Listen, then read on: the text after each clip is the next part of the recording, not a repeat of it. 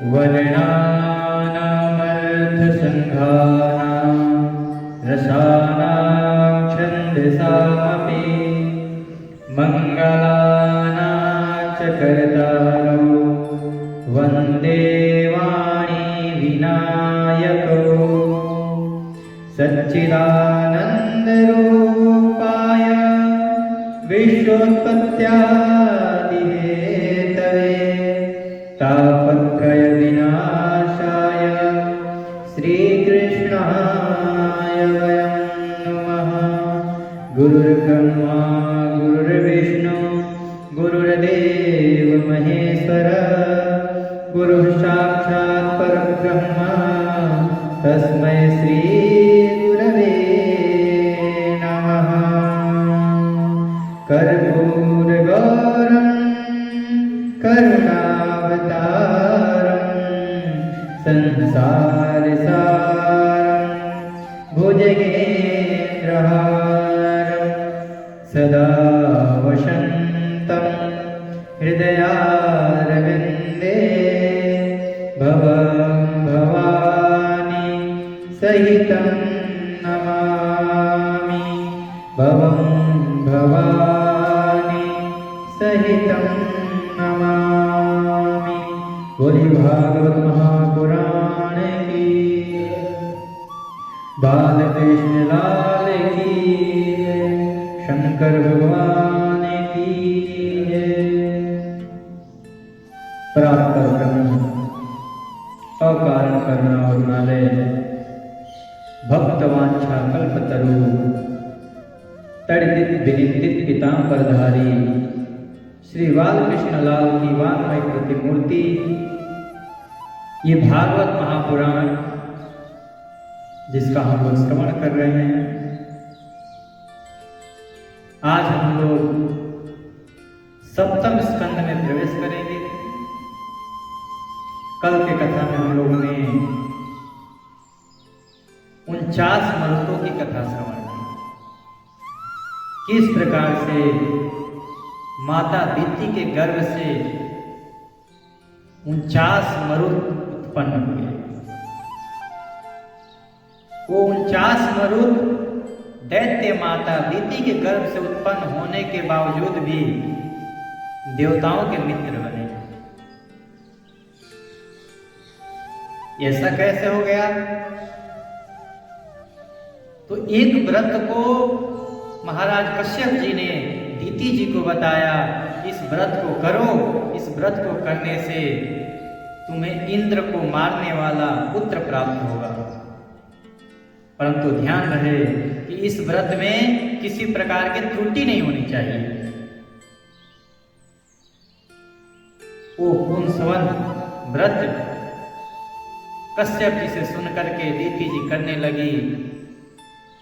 उस व्रत को तोड़ने का प्रयत्न देवराज इंद्र किए।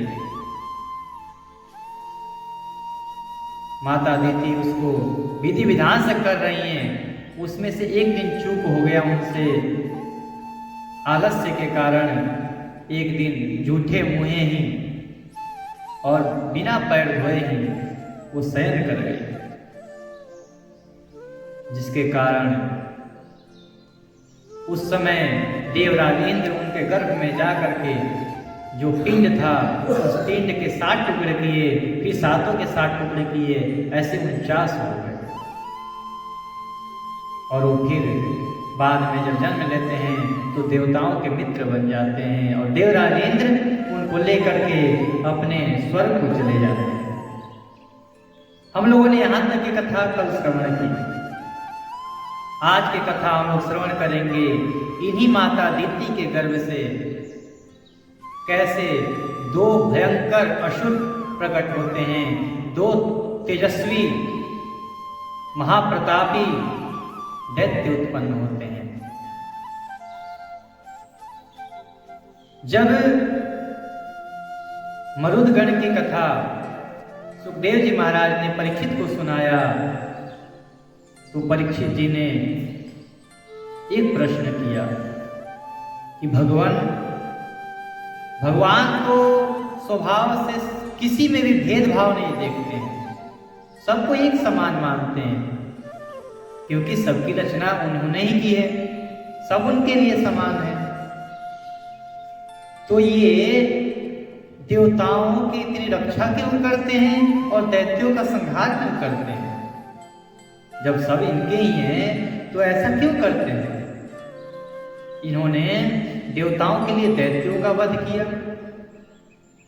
वे स्वयं परिपूर्ण हैं, कल्याण स्वरूप हैं। उन्हें तो देवताओं से ना कुछ लेना है ना कुछ देना है, ना दैत्यों ने उनका कुछ बिगाड़ा है। और वो निर्गुण होने के बाद भी दैत्यों से कुछ बैर विरोध भी उनका नहीं है। हमें ये बताइए कि भगवान इन दैत्यों का संहार क्यों करते हैं और देवताओं का साथ क्यों देते हैं? इस शंका को मिटाइए मेरे। श्री सुखदेव जी महाराज परीक्षित जी के इस वाणी को सुन करके कहते हैं कि महाराज परीक्षित, भगवान के चरित्र को कौन जान सकता है? भगवान अनंत है। हरि अनंत, हरि कथा अनंता। भगवान जितने हैं उतने प्रकार के लोग कथा करते हैं,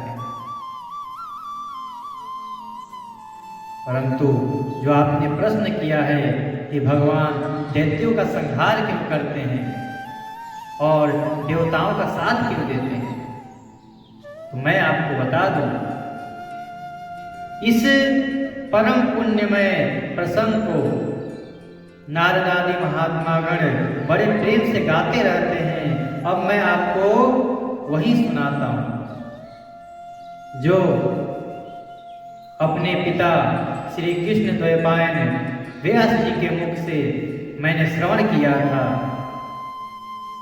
मैं उन्हीं अपने पिता को नमस्कार करके भगवान के लीला के वर्णन करूंगा।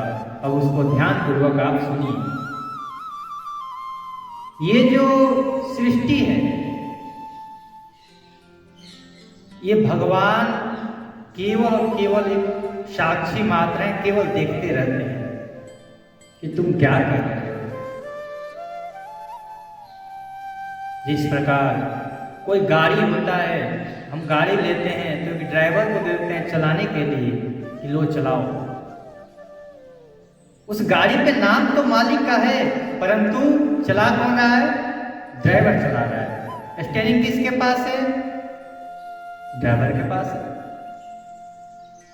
ड्राइवर उसका मालिक नहीं है, परंतु फिर भी उस गाड़ी का मालिक कहा जाता है। यदि कहीं पार्किंग किया है गाड़ी को, कोई पूछे इस गाड़ी का मालिक कौन है, तो ड्राइवर दौड़ के आएगा कि मैं ही हूं। उसी प्रकार से भगवान ने इतनी सुंदर एक गाड़ी की रचना करके हम लोगों को सौंप दिया है। मालिक तो वही है, इसका स्टीयरिंग हमारे हाथ में दे रखे हैं कि इसको जिस रास्ते पर ले चलना है ले चलो। अब तुम्हारे ऊपर है कि तुम इसको मार्ग को देख देख करके अच्छे से चलाओगे।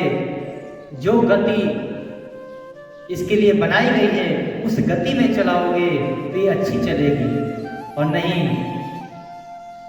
कहीं कुछ और ज्यादा स्पीड कर दिए, देखे ताके नहीं, नींद में हो तो फिर ठुक जाएगी, गाड़ी खराब हो गई। फिर इस गाड़ी को खराब नहीं करना है। परमात्मा कुछ करते नहीं है, वो सब हमारे हाथों में दे रखे हैं। सारे कर्म हम लोग केवल अपने कर्मों का ही फल भोगते हैं। जो हम करते हैं वो भोगते हैं। अब जब गाड़ी ठोकेंगे हम तो चोटिल कौन होगा? एक्सीडेंट किसका होगा? हमारा ही तो होगा। मालिक का क्या जा रहा है? गाड़ी का भरपाई भी हम ही करेंगे क्योंकि हमसे ठुकी हुई है गाड़ी। उसी प्रकार से भगवान तो इन दैत्यों को भी जन्म देते हैं और इन देवताओं को भी जन्म देते हैं। सबको एक एक सुंदर सुंदर दिव्य गाड़ी दे देते हैं, ये गाड़ी रूपी शरीर दे देते हैं। ये जो दिखता है कि असुर जो होते हैं, ये इनके सिंह होते हैं, ऐसे होते हैं, मूछ ऐसे ऐसे होते हैं, पैर भयंकर लगते हैं। ये सब कुछ नहीं है, ये सब तो आपकी काल्पनिक वस्तुएं हैं, ऐसे कल्पना किए हुए हैं। दैत्य तो महाराज देवताओं से भी सुंदर सुंदर हैं। उनको सामने से देख करके कोई ये नहीं कर सकता कि ये दैत्य हैं। दैत्य तो स्वभाव से होते हैं। रावण को कहा जाता है कि रावण ब्राह्मण था, बहुत बड़ा विद्वान था, परंतु सुंदर भी था, लेकिन उसके अंदर दैत्य बैठा हुआ है। और उसी कुल के विभीषण थे, उसके अंदर देवता बैठा हुआ था। देवता और दैत्य कहीं बाहर ये चेहरे पर नहीं लिखे रहते कि ये दैत्य है, दानव है, और ये देवता है, ये असुर है, गंधर्व है, किन्नर है। सबके स्वभाव के अंदर होते हैं। स्वभाव कैसा है? स्वभाव ये हमारा निर्धारित करता है कि हम मनुष्य हैं कि मनुष्य रूप धारण किए हुए एक पशु है। आप और कहीं की तो बात ही छोड़िए, यहीं पर देख लीजिए, किसी को ये देख करके लग जाएगा कि ये चोर है। चेहरे से तो पता नहीं चलता, लेकिन कैसा, कौन बताएगा कि चोर है? उसका स्वभाव बताएगा। कौन सज्जन है, कौन चोर है, ये सब उसके स्वभाव बताते हैं। देवता और दानव ये दोनों एक जैसे ही हैं, ये कोई अलग नहीं है। ये एक ही पिता के संतान है, कश्यप ऋषि के ही संतान है।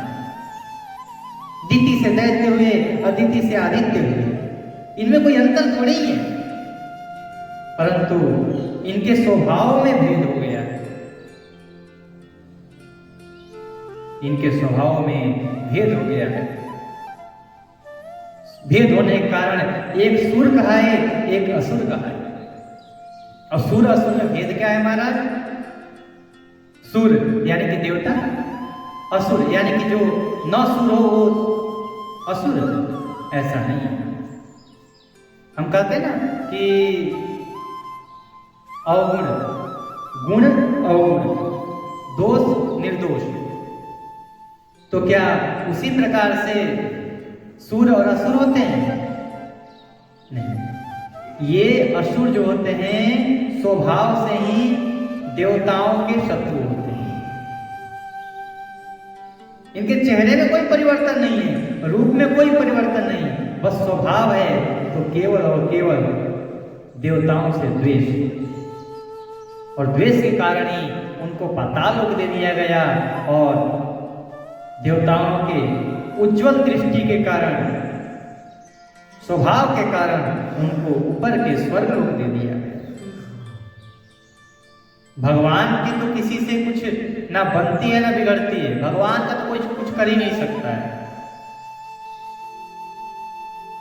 परमेश्वर सबको कुछ ना कुछ देने वाला है, वो किससे कुछ लेना थोड़ी है उसको। हमें किसी से 10 रुपए लेने हो तो हम उसकी चापलूसी करते हैं। भगवान को थोड़े लेने हैं किसी से कि कुछ लेंगे तो भाई इसका कुछ बना देते हैं, ये कुछ मुझे देगा ना। ये तो हमारे स्वभाव पर निर्भर करता है कि हम कैसे स्वभाव रखते हैं। इसी बात को महाराज सुखदेव जी कहते हैं कि परीक्षित, जो अभी आपने प्रश्न किया है, इसी प्रश्न को एक बार आपके दादा महाराज युधिष्ठिर ने देवर्षि नारद से कहा था। परीक्षित ने कहा कि देवर्षि नारद से मेरे दादाजी ने कहा था, ये कब का प्रसंग है प्रभु, आप इसके बारे में हमें बताइए। सुखदेव जी महाराज कहते हैं कि जब राजसूय यज्ञ हो रहा था, देश देशांतर के राजा लोग उस यज्ञ में भाग लेने के लिए आए हुए थे। वहां पर सब लोगों में यही चिंता के विषय थी कि प्रथम पूजा किसकी हो। इतने बड़े बड़े लोग हैं, उसमें सबसे पहले पूजा किसकी हो, सर्वप्रथम पूज्य कौन है वहां। गुरुओं में तो भीष्म पितामह थे, गुरु द्रोण भी थे, धृतराष्ट्र थे, द्रुपद थे, ये सभी थे, उसमें सबसे पहले पूजन किसकी की जाए, ये प्रश्न उठा था। तब वहीं पे कुरुओं में श्रेष्ठ कुरु वृद्ध भीष्म पितामह उठकर बोले कि हम सब लोग भले ही आयु में कितने भी बड़े हो, परंतु यहाँ पर कोई यदि बड़ा है, सबसे बड़ा है, और जो सबसे पहले पूजा का अधिकारी है वो वासुदेव श्री कृष्ण ही है, इन्हीं की पूजा करो।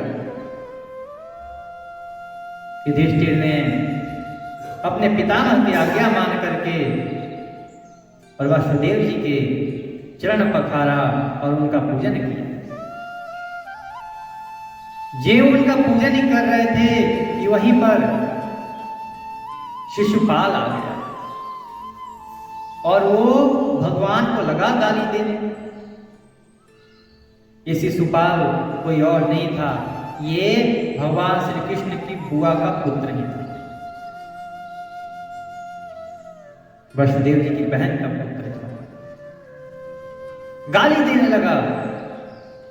जब एक गाली दिया, अर्जुन ने तो बाण निकाल लिया कि आज इसको तो छोड़ूंगा नहीं। भगवान श्री कृष्ण ने कहा नहीं, ये मेरी आज्ञा है, इसको कोई कुछ नहीं बोलेगा, इसको जो करना है करने दो, करने दो। गाली देते गया, देते गया, देते गया। भगवान श्री कृष्ण के साथ साथ जितने उस राजसभा में एकत्रित राजा थे, जितनी प्रजा थी, सब सुनते गए, सब के सब अपने कानों पर हाथ धर लिए। ये अब तो सुना नहीं जा रहा, ये इतने इतने ऐसे गाली दे रहा है, अब शब्द बोल रहा है। जब 10 हुआ गाली, 20 हो गए, 30 हो गए, 40 हो गए, 50 हो गए, 60 हो गए, 70 हो गए, 80 हो गए, 90 हो गए। महाराज अब तो भगवान श्री कृष्ण के बड़े भैया बलराम जी से रहा नहीं गया। बोले कि लाला तू इसे भले ही छोड़ दे, मैं तो इसे छोड़ूंगा नहीं, आज मैं इसको मार ही डालूंगा। भगवान श्री कृष्ण ने कहा कि दाऊ भैया आप नहीं मारेंगे इसे। शायद आप भूल रहे हैं कि बचपन में मैंने इनके माता को, अपनी बुआ को यह आश्वासन दिया था कि इसके 100 गलतियों को मैं क्षमा कर दूंगा।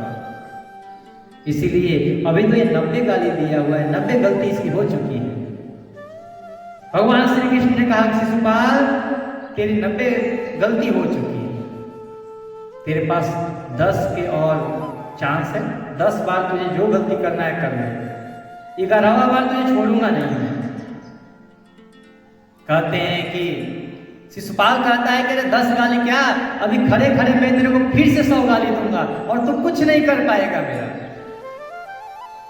और लगा गाली देने। भगवान ने कहा 98, 99 और ये ले 100। भगवान ने कहा शिशुपाल अब बस, बहुत दे लिया तुमने गाली, अब चुप हो जाता। शिशुपाल ने ज्यों ही 101 गाली दिया, भगवान ने सुदर्शन चक्र का आवाहन किया और सुदर्शन चक्र ने उस शिशुपाल के सर को धड़ से अलग कर दिया। देखते ही देखते शिशुपाल के शरीर से एक दिव्य ज्योति उत्पन्न हुआ और वो दिव्य ज्योति चतुर्भुज रूप धारण कर लिया। और सबके देखते ही देखते ऊपर से एक विमान उतरा जिसपे भगवान के 4 पार्षद चतुर्भुज रूप धारण किए हुए दिव्य भगवान श्री विष्णु के ही स्वरूप आ करके उनको आदर से बैठा करके और दिव्य लोक को ले गए। सब देखते ही रह गए। जब ये महाराज युधिष्ठिर ने देखा कि शिशुपाल ने इतना गाली दिया प्रभु को और इसको दिव्य लोक प्राप्त हुआ, ये कैसे हुआ? तब युधिष्ठिर ने प्रश्न किया कि प्रभु, युधिष्ठिर ने प्रश्न किया नारद जी से कि हे प्रभु यह तो बड़ी विचित्र बात है। परम तत्व भगवान श्री कृष्ण में ये दुष्कर्म करने वाला अपराध करने वाला व्यक्ति समा गया। भगवान श्री कृष्ण में तो बड़े बड़े अनन्य भक्तों के लिए भी दुर्लभ होता है कि समा जाए, और इसको तो परम गति मिल गई। फिर भगवान से ये द्वेष करने वाला कैसे प्रभु के चरणों में समा गया? नारद जी, इसका रहस्य हम सभी जानना चाहते हैं। ये कौन सी लीला है प्रभु की, जिसको बड़े बड़े योगी लोग तपस्या करके भी नहीं प्राप्त कर पाते हैं, उसको ये दुष्ट, ये मूर्ख भगवान को गाली देकर के प्राप्त कर लिया? आप इसके बारे में हमें समझाइए। भगवान नारद जी महाराज युधिष्ठिर के इस वाणी को सुन करके कहने लगे कि हे राजन, ये कोई सामान्य पुरुष नहीं है जिसको आप सामान्य समझ रहे हो। ये कोई सामान्य पुरुष नहीं है, ये भगवान का स्वयं पार्षद है। एक समय की बात है कि भगवान के वैकुंठ धाम पे कुछ मुनि लोग गए भगवान के दर्शन के लिए, सनक सनंदन सनातन सनत कुमार वहां गए तो ये दो प्रभु के मुख्य पार्षद हैं जिनका नाम जय और विजय है। इन्होंने उनको रोक लिया, कहा कि प्रभु अभी भगवान विश्राम की अवस्था में हैं, इसीलिए अभी अंदर प्रवेश करना वर्जित है, कोई भी अंदर नहीं जा सकता है। एक बार रोका, दो बार रोका। सनक सनंदन सनातन सनत कुमार जी ये हमेशा 5 वर्ष की ही आयु में रहते हैं और हैं पूर्वजों के भी पूर्वज। ब्रह्मा जी के सबसे पहले पुत्र हैं ये, लेकिन जब देखें तो केवल 5 वर्ष की अवस्था। केवल ये तो भगवान से ही कहते हैं शरणागतम शरणागतम शरणागतम, हम आपके शरणागत हैं प्रभु। और इस मंत्र के जप से ये प्रभाव है कि वो हमेशा 5 वर्ष की ही आयु के रहते हैं। जब इतना उन दो पार्षदों ने कहा, थोड़ी सी इनकी भ्रुकुटी टेढ़ी हो गई, इनको क्रोध आ गया और वहीं पर इन्होंने उन दोनों को श्राप दे दिया कि अरे दुष्टो, वैकुंठ में रह करके भी ऐसे दुर्विचार रखते हो, भगवान से उनके भक्तों से मिलने के लिए मना कर रहे हो। और भगवान का दरवाजा तो कभी उनके भक्तों के लिए तो छोड़ो, ऋषियों के लिए कभी तो बंद ही नहीं होता है, और तुम लोग हमें मना कर रहे हो। हमें ये सामर्थ्य है कि हम कहीं भी आ जा सकते हैं, हमें कोई रोक टोक नहीं है, और आज तुम हमें रोक रहे हो। असुर वृत्ति धारण किए हो, वो भी वैकुंठ में रह करके, जाओ तुम दोनों असुर बन जाओ, और 1 जन्म तक नहीं, तुम 3 जन्म तक असुर बनोगे। ऐसा श्राप दे दिया। जब उन्होंने श्राप दिया तब जय और विजय सनक सनंदन सनातन सनत कुमार के चरणों में पड़ गए कि प्रभु, इसमें हमारी कोई गलती नहीं है, हमें जो आज्ञा मिली थी वही हमने किया। भगवान अंदर से ही अपने हृदय से सब कुछ देख रहे थे कि बाहर क्या हो रहा है। जब देखे कि मेरे परम भक्तों को श्राप मिल गया है, तब बाहर आकर के बोले, ये प्रभु क्षमा करें, ये मेरे ही पार्षद हैं। यदि कोई नौकर गलती करता है तो दंड उसके मालिक को मिलता है, उसी प्रकार ये मेरे सेवक हैं। यदि इनसे कोई अपराध हो गया है तो आप मुझे दंड दीजिए, मैं आपके किसी भी प्रकार के दंड को स्वीकार कर लूंगा, परंतु आप इन्हें क्षमा कर दीजिए। जब सनक सनंदन सनातन सनत कुमार जी के अंदर से क्रोध हटा, जो माया हटी, तब उनको समझ में आया, अरे हमने ये क्या कर दिया, भगवान के पार्षदों को हमने श्राप दे दिया। बहुत ग्लानि हुआ, और भगवान से क्षमा प्रार्थना करने लगे सनकादि ऋषि कि प्रभु हमें क्षमा कर दीजिए, हमें इस वैकुंठ में आकर कैसे क्रोध नहीं करना चाहिए था। जब भगवान ने देखा कि ये लोग तो बहुत पश्चाताप कर रहे हैं, तब उन्होंने कहा कि आप चिंता मत करिए, ये सब आपके करने से नहीं हुआ है, ये तो मैंने अभी प्रेरित किया था कि आप इसको श्राप दीजिए। इनको यहाँ पर रहते रहते अभिमान हो गया था, थोड़ा सा इनके अभिमान को खंडित करना था, इसलिए मैंने तो दंड नहीं दिया, मैं आपके हृदय में प्रवेश करके और मैंने ही आपको इनको श्राप दिलवाया। आप अपने मन में ग्लानि हटा लीजिए। जब ये भगवान के पार्षद ने सुना कि भगवान ही की इच्छा से ऐसा हुआ है, तब उन्होंने कहा कि प्रभु हम असुर योनि में तो चले जाएंगे, परंतु हम आपके ये चरण को नहीं छोड़ना चाहते नाथ, हम आपके परम भक्त हैं। अब जब असुर योनि में जाएंगे तो हम वहीं पर फंस जाएंगे, फिर हमें आपका दर्शन हो ही नहीं पाएगा, हम आपके दर्शन कैसे करेंगे। हम पर इतना कृपा करिए नाथ कि आपके दर्शन होते रहे और हम जल्दी ही आपके पास आ जाएं। भगवान नारायण जी उनके इन मधुर वाणी, विनम्र वाणी को सुन करके उनसे प्रसन्न हो गए, बोले कि तुम चिंता मत लो, तुम असुर तो होगे लेकिन कोई साधारण असुर नहीं होगे, बहुत प्रतापी असुर होगे तुम, बहुत बलशाली, तुम्हें पृथ्वी लोक पे तो कोई परास्त कर ही नहीं सकता है। तब उन्होंने कहा कि प्रभु ये आप हमें वरदान दे रहे हो, श्राप दे रहे हो, जब वहां पे कोई हमें परास्त करेगा नहीं, हम मरेंगे नहीं, तो फिर आपके पास आएंगे कैसे।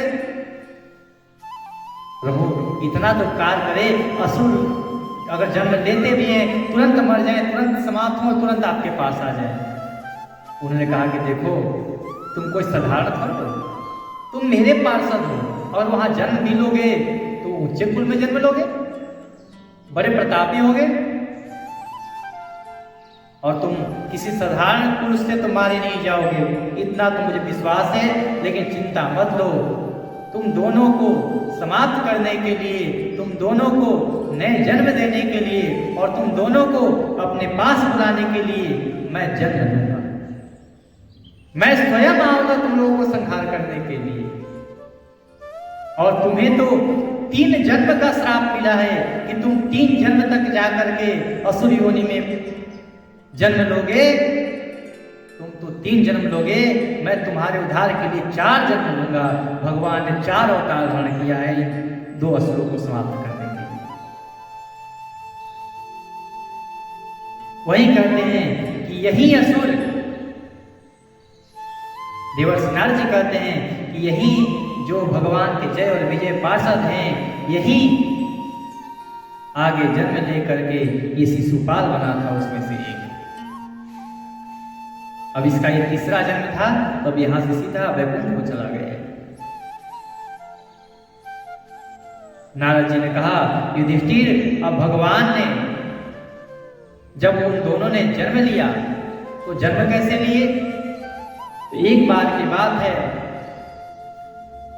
संध्या का समय था, माता दीति चाहती थी कि मुझे पुत्र प्राप्त हो।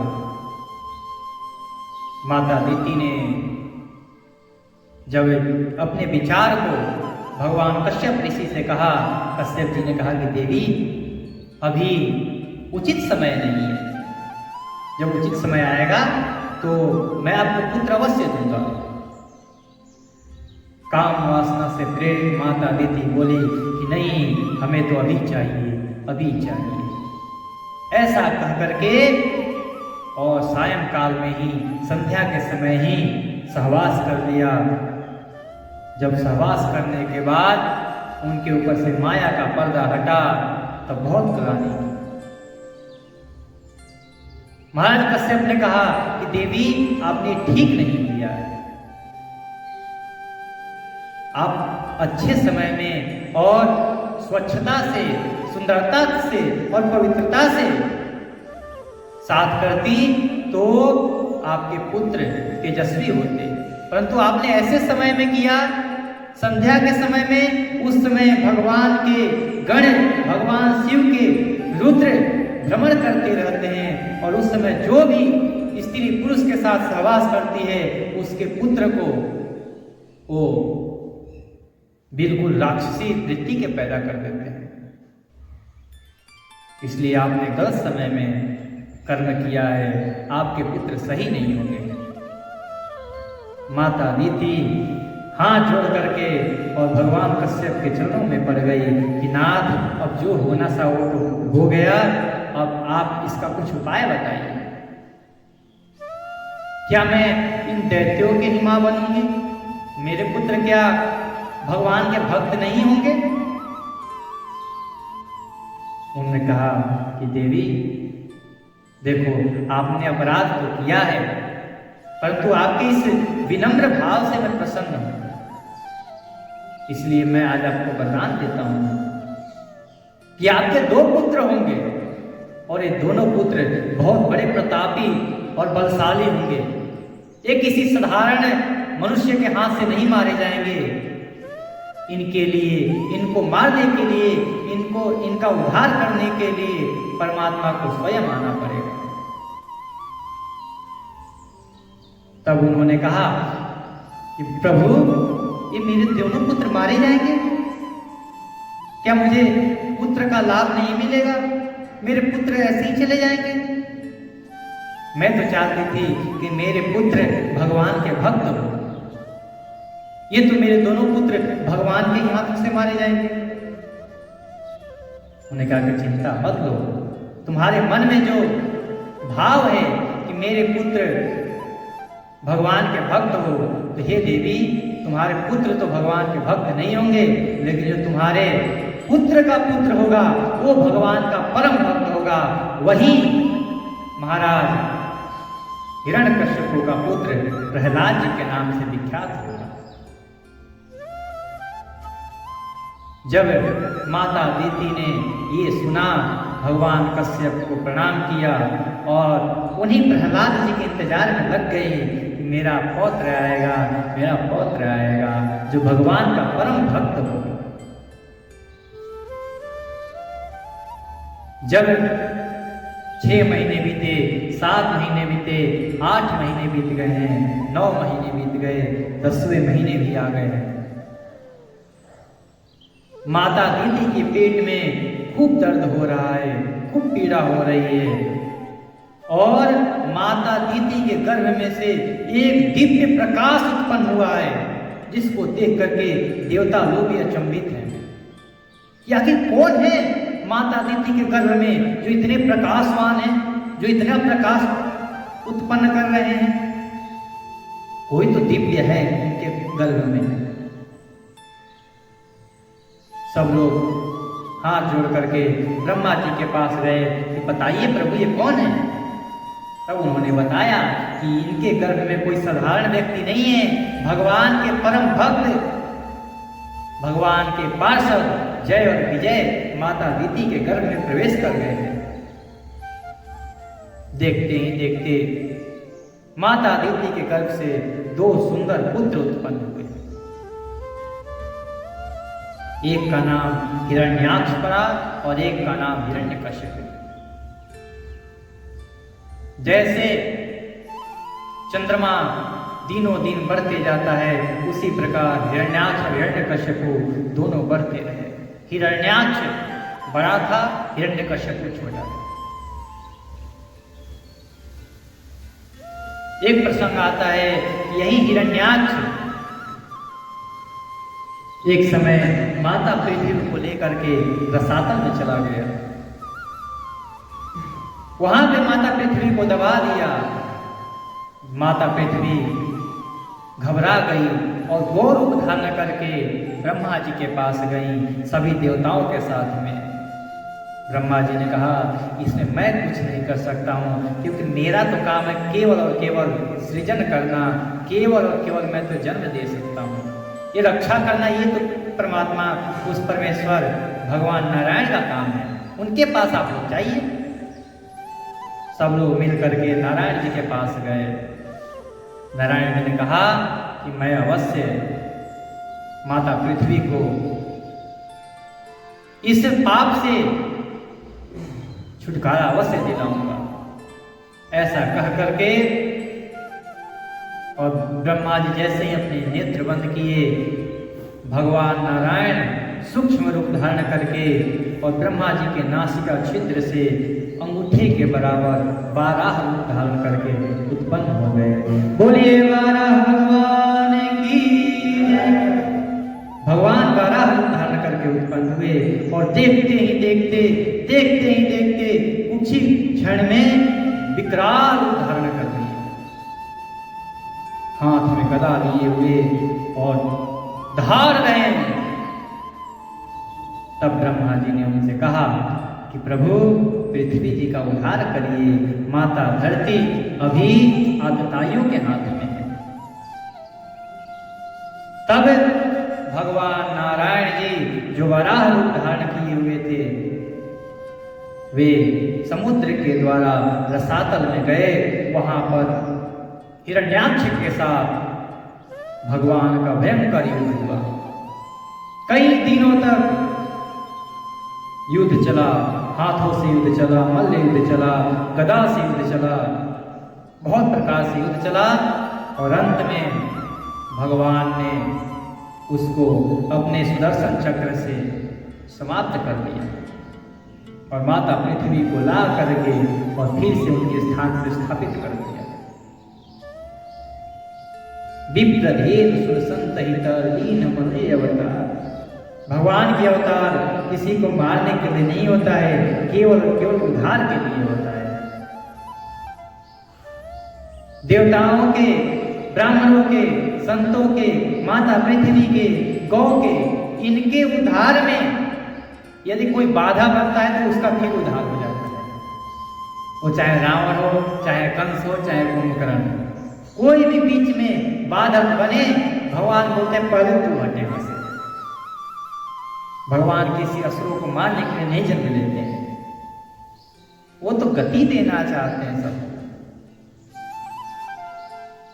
हिरण्याक्ष को भगवान ने समाप्त कर दिया।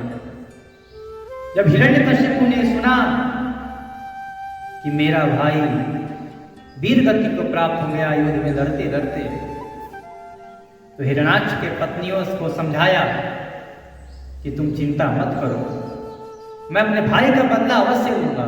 अपने माता दीदी को समझाया कि माता तुम कोई साधारण पुरुष की मां थोड़ी हो, तुम एक बलशाली पुत्र की मां हो।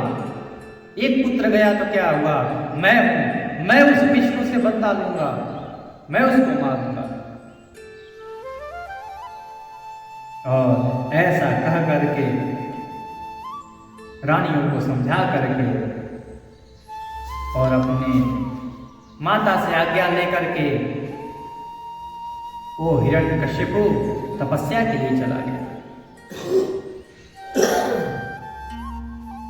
जब तपस्या करने गया उसी समय उसकी पत्नी कयाधु जो गर्भवती थी, भगवान नारद जी के उपदेश के कारण उसके गर्भ में भगवान का परम भक्त प्रहलाद जी आ गए थे। देवताओं ने जब देखा कि हिरण्यकश्यप तो तपस्या के लिए गया है, कयाधु गर्भवती है, यदि इसका पुत्र हुआ वो भी हमारा शत्रु होगा, पहले इसके पुत्र को समाप्त कर देंगे। उसी कारण से वो कयाधु का हरण करके ले ही जा रहे थे। बीच में देवर्षि नारद आकर के बचा लिए, बोले कि तुम देवता होकर के ऐसे नीच काम करते हो, ये तो असुरों का काम है कि किसी की स्त्री पर हाथ डालना। अब ये बालक क्या तुम्हारा बिगाड़ा है तुम इसको मारना चाहते हो? तुम देवता हो, अपने महत्व को समझो। देवराज इंद्र बहुत शर्मिंदा हुए और कयाधु को प्रणाम करके वहां से चल दिए। महाराज नारद जी कयाधु को अपने आश्रम में ले गए हैं और उनको ज्ञानोपदेश, भक्ति का उपदेश किए। और उस ज्ञान उपदेश, उस भक्ति उपदेश और भगवान के नाम का प्रभाव इतना रहा कि कयाधु के गर्भ से एक सुंदर दिव्य पुरुष उत्पन्न हुआ और उसका दिव्य कांति ऐसी चमक रही है कि मानो भगवान नारायण स्वयं कयाधु के गर्भ से उत्पन्न हो गए हैं। उधर हिरण्यकश्यप घोर तपस्या कर रहा है। घोर तपस्या करने के पश्चात उसने ब्रह्मा जी को प्रसन्न कर दिया। ब्रह्मा जी प्रसन्न हो गए, बोले वत्स मांगो, जो चाहिए मांग लो, तुमने बहुत कठिन तपस्या की है। उसने कहा कि प्रभु मेरी तो एक ही चाह है, मुझे तो एक ही वरदान दीजिए कि मुझे अमर कर दीजिए। ब्रह्मा जी बोले एक बात बताओ, तुम लोग जितने असुर होते हो, जितने दैत्य होते हो, सब मीटिंग करके आते हो क्या? जिसको देखो जितने असुर आएंगे केवल बोलेंगे प्रभु मेरे को अमर कर दो, मेरे को अमर कर दो। मैं कितने बार मना किया, अमर कोई होता नहीं है, फिर भी तुम लोग आ जाते हो अमर होने के लिए।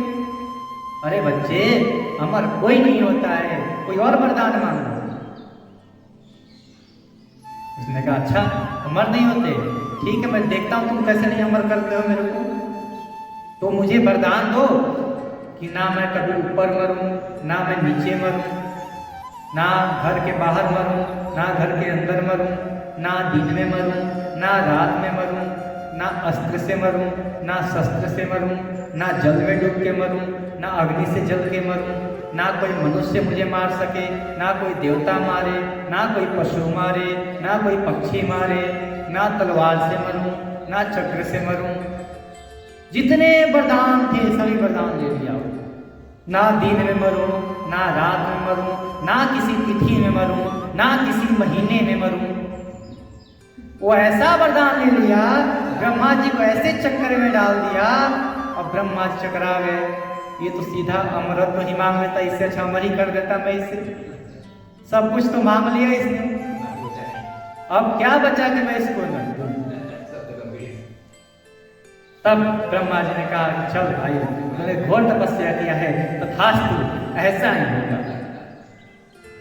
ये क्या जाने, ये सब माया के खिलौने हैं, उस मायापति के चरित्र को क्या जाने।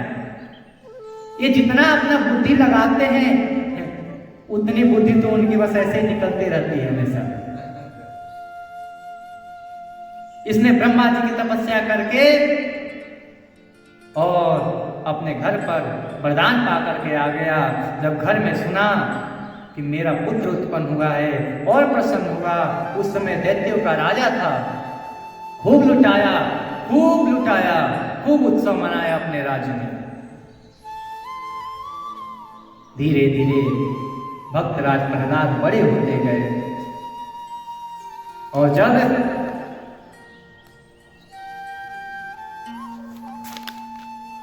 प्रहलाद जी बड़े हुए तो केवल और केवल जन्म से लेकर के जब से उनका होश आया, उनके अंदर से केवल और केवल भगवान का ही नाम का स्मरण हो रहा था। नारायण नारायण नारायण नारायण। जब हिरण्यकश्यप ने देखा कि ये तो मेरे शत्रु का नाम ले रहा है, बहुत क्रोधित हुआ। कयाधु से पूछा कि ये कैसे हुआ, ये मेरा पुत्र ही तो है ना, मेरा पुत्र और शत्रु का नाम ले रहा है, सच बता क्या बात है। उन्होंने कहा कि प्रभु ये आपका ही पुत्र है, परंतु ये तो पता नहीं ये कैसे भगवान का भक्त निकला है। लेकिन हे नाथ, मैं तो इतना कहती हूँ कि आपका पुत्र भगवान का भक्त निकला है, तो आप इसके लिए आप भी भगवान की सेवा में लग जाइए, छोड़ दीजिए असुरी प्रवृत्ति को। हिरण्यकश्यप को तुरंत तलवार निकाल लिया। अरे दुष्ट, मेरे सामने तू उस निर्दयी जो मेरे भाई का हत्यारा है उसका नाम ले रही है और बोल रही है मैं उसका भक्त हो जाऊं। वो कहां का भगवान है? भगवान तो मैं हूं, इस पृथ्वी का पूरा भगवान मैं हूं, क्योंकि पृथ्वी को कहा गया है कि राजा ही भगवान होता है, राजा ही देवता होता है, इसलिए मैं ही भगवान हूं। अपने पूरे प्रजा में ढिंढोरा पिटवा दिया कि आज से कोई भी उस नारायण का पूजा नहीं करेगा, और किसी को पूजा करनी है तो हिरण्यकशिपु की पूजा करो। तुम्हारे लिए भगवान तुम्हारा राजा है, यदि कोई प्रसाद चढ़ाना है तो मुझे चढ़ाओ, कोई सेवा करना है तो मेरी सेवा करो, कोई चरण धोना है तो मेरे चरण धो लो। कोई भी भगवान नारायण का पूजन नहीं करेगा, ऐसा उसने घोषणा करवा दिया। प्रहलाद जी महाराज थोड़े थोड़े बड़े होते गए। जब थोड़े बड़े हुए, उनको दैत्य गुरुकुल में डाल दिया गया कि वहां जाकर के आसुरी विद्या सीखेंगे। वहां पे भी प्रहलाद जी जैसे सर्पों से घिरा हुआ चंदन हमेशा अपना सुगंध छोड़ते रहता है, उसी प्रकार उस दैत्य गुरुकुल में जाकर के भी अपने भक्ति भाव को नहीं छोड़े, अपने भक्ति भाव से उस आश्रम को भी पवित्र कर दिए। और ऐसा हो गया कि दैत्य बालक भी जितने उनके सहपाठी थे सब भगवान का नाम जपने लगे। वहां के आचार्य जो थे, जो उनको दैत्य की शिक्षा देते थे, वो भी अपना सर पकड़ लिए, कहां से ये आ गया, सबको बिगाड़ रहा है। प्रहलाद जी को पकड़ के राजा हिरण्यकशिपु के पास लाए कि प्रभु, ये आपका पुत्र सारे बच्चों को बिगाड़ रहा है। प्रहलाद जी से उनके पिता ने कहा, अरे बच्चे, तू मेरा पुत्र है, यहाँ पर कोई हरि हरि कोई नहीं होता, जो है मैं हूं हिरण्यकशिपु, मैं, मेरा नाम ले, मेरा जप कर, तो जो चाहिए वो मैं दूंगा। हिरण्यकशिपु की अवस्था, हिरण्यकशिपु प्रहलाद जी की अवस्था देख करके उन पर दया भी करता है कि आखिर है तो मेरा पुत्र ही, चाहे कैसा भी हो। हिरण्यकशिपु जी की 5 वर्ष की अवस्था है महाराज। वहां पर उस हिरण्यकशिपु के राजसभा में प्रहलाद जी उस दुष्ट हिरण्यकशिपु को कहते हैं, अरे पिताजी, आप कहाँ के भगवान हैं? आप नहीं जानते, आपको भी जन्म देने वाला वही है जिसका मैं नित्य निरंतर ध्यान करता हूँ, जप करता हूँ, स्मरण करता हूँ। इसलिए आप सब छोड़िए, उसी के स्मरण में, उसी की भक्ति में, उसी के विचारों में लीन हो जाइए। ये सुन करके हिरण्यकशिपु और क्रोधित हो गया और कहा, इस दुष्ट को यहां से ले जाओ, इसको ज्ञान दो, इसको दैत्य के जितने, असुर के जितने भी ज्ञान है, सभी आसुरी ज्ञान दे दो इसको। अब तो सारे आचार्य लोग लग गए हिरण्यकशिपु के उन पुत्र, परम भक्त, भगवान के परम शाश्वत भक्त प्रहलाद जी को आसुरी ज्ञान देने में, परंतु भक्त प्रहलाद जी मानने वाले कहाँ हैं? हिरण्यकशिपु के पास फिर से आए, हिरण्यकशिपु को प्रणाम किए।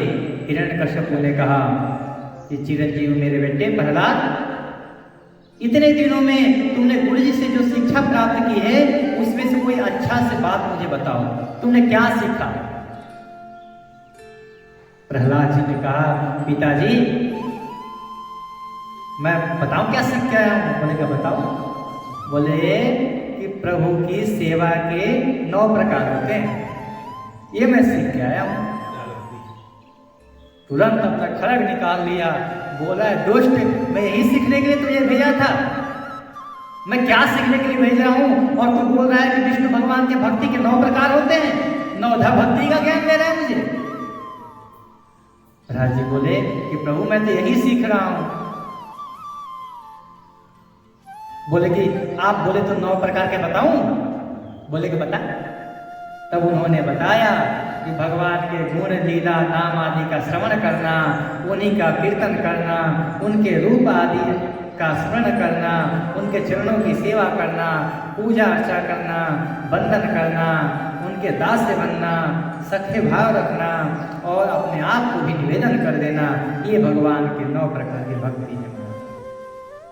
प्रथम भगति संतन कर संगा, दूसरा रति मम कथा प्रसंगा। जो भगवान तुलसीदास जी ने अपने मानस में लिखा है, वही 9 भक्ति 5 वर्ष की अवस्था वाले भक्तराज प्रहलाद जी ने अपने पिताजी को समझा दिया। बोले कि देखो 9 प्रकार की भक्ति है, 9 में से जो तुम्हें अच्छा लगे वो कर लो, बस स्वीकार कर लो, तुम लग जाओ, अभी से भी समय है, बाद में समय नहीं मिलेगा। तब उन्होंने कहा कि ये दुष्ट ऐसे नहीं मानेगा। इनको बहुत दंड देने की कोशिश की।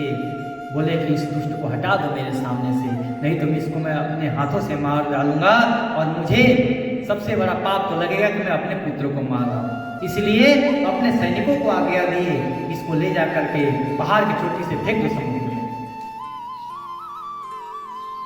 भक्तराज प्रहलाद को बहुत प्रकार से हिरण्यकश्यप के सैनिकों ने मारने की कोशिश की। कभी पहाड़ से फेंक दिया, कभी समुद्र में फेंक दिया, कभी बिच्छुओं के घर में ले जाकर के छोड़ दिया, कभी सर्पों के घर में ले जाकर छोड़ दिया। सर्पों के घर में छोड़े जितने सर्प थे उनके लिए फूलमाला बन जाते थे। किसी को उठा के हाथ पर, किसी के सर पे रख के खेलते थे प्रहलाद जी। थोड़ी सी समय और लेंगे क्योंकि आज होलिका दहन है और होलिका दहन का प्रसंग आ रहा है। हाँ, इसीलिए थोड़ा सा और लेंगे समय। तब उन्होंने देखा ये तो किसी प्रकार से मरता नहीं है। तब उनकी एक बहन थी हिरण्यकश्यप की होलिका, कही कि भैया तुम चिंता मत करो, इसके मारने का सारा कार्यभार मेरे को दे दो, एक बार में चुटकी बजाते समाप्त कर दूंगी। हिरण्यकश्यप ने कहा तू कैसे कर देगी, इसको तो इतने बड़े बड़े दंड दे दिया फिर भी ये नहीं मरता है, तू कैसे मार देगी। बोले कि तुम्हें पता ही है कि मुझे ब्रह्मा जी द्वारा एक वर प्राप्त है कि मुझे अग्नि कभी जला नहीं सकती है, इसलिए मैं इसको ले करके और अग्नि में प्रवेश कर जाऊंगी, मैं तो बच जाऊंगी, ये समाप्त हो जाएगा। ऐसा कह करके होलिका ने जब अपने भाई को आश्वासन दिया, उसका भाई प्रसन्न हो गया। बोला बहन हो तो तेरी जैसे, तू तो मेरे सारे टेंशन ही समाप्त कर दी, अब ऐसा कर कि अब कल शुरू कर दे, ले जा इसको समाप्त कर। जब प्रहलाद जी की माता कयाधु को ये पता चला कि मेरे पुत्र को मारने के लिए होलिका मेरी ननद ही जा रही है, जा करके उनसे कहा कि तुम कैसी स्त्री हो, मेरे दर्द को तो समझो, मेरी पीड़ा को तो समझो, तुम एक स्त्री हो, तुम ही तो एक स्त्री के भाव को समझ सकती हो, तुम मेरे पुत्र को मारने जा रही हो। कयाधु ने बहुत प्रकार से प्रार्थना की पर होलिका ने एक नहीं सुनी। चिता सजाया गया और चिता में होलिका भक्तराज प्रहलाद को लेकर के बैठ गए। भक्तराज प्रहलाद को कुछ फर्क ही नहीं पड़ा कि लेकर बैठी है कि कौन एक बुआ करेगी तो करेगी क्या, वो तो आसानी से जाकर के बैठ गए, चल बुआ जहां तू बैठेगी वहां हम भी हैं, चल साथ में बैठ गए। लेकर अपने सैनिकों से कहा लगा दो चिता में आग, सैनिकों ने आग लगा दी। जब भयंकर आग लगी, सबके देखते देखते एक आश्चर्यजनक घटना घटी कि जिसको वरदान था कि जो अग्नि में जलेगी नहीं, वो जलने लगी, और जिसको कुछ वरदान ही नहीं था वो चुपचाप उसी अग्नि में खेल रहा है। होलिका चिल्लाने लगी बचाओ बचाओ बचाओ, कौन बचाने जाए वहां पे। जब होलिका जलने लगी तो बोली क्या ब्रह्मा जी ने मुझे जो वरदान दिया था वो क्या मिथ्या था, ब्रह्मा का वरदान झूठा हो गया क्या। तब वहीं पे आकाशवाणी हुई, अरे होलिका मेरा वरदान झूठा नहीं था, परंतु मेरे वरदान का दुरुपयोग तूने किया है। मैंने जो वरदान दिया था वो तेरी रक्षा के लिए दिया था कि तू कहीं यदि अग्नि में फंस जाए तो ये अग्नि नहीं जलाएगी, तू तो उसका दुरुपयोग कर रही है, किसी की जान लेने के लिए कर रही है, इसीलिए मेरा वरदान झूठा नहीं था, तेरा प्रयोग गलत है, इसलिए अभी तुझे कोई नहीं बचा सकता। और ऐसे करके चिता शांत हुआ, उसमें होलिका जल करके समाप्त हो गई और भक्तराज प्रहलाद जैसे पुष्पों में से भंवरे निकलते हैं उसी प्रकार पूरा सुगंध लेकर के और भक्तराज प्रहलाद जी उस चिता से निकल गए। आज होलिका दहन था, हम लोगों ने संक्षिप्त में ही होलिका जी के इस पावन प्रसंग को श्रवण किया, भक्तराज प्रहलाद जी के चरित्र को श्रवण किया। आगे कथा हम लोग कल श्रवण करेंगे। बोलिए भागवत